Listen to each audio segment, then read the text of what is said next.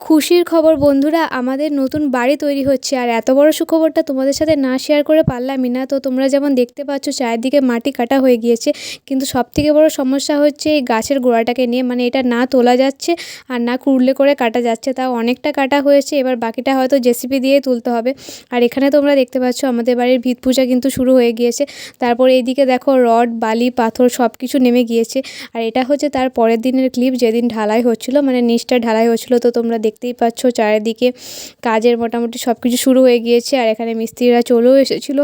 তো দেখতেই পাচ্ছ এখানে আমাদের ঢালাই কমপ্লিট হয়ে গিয়েছে। তো আস্তে আস্তে তোমাদেরকে আমাদের নতুন বাড়ি তৈরি হওয়ার সমস্ত কিছু আপডেট দেবো। আজকের ভিডিওতে তোমাদের সাথে এত সুন্দর একটা নিউজ শেয়ার করে দিলাম। তো তোমাদের কেমন লাগলো অবশ্যই জানিও, আর ভালো লাগলে অবশ্যই তাড়াতাড়ি করে লাইক কমেন্ট করো।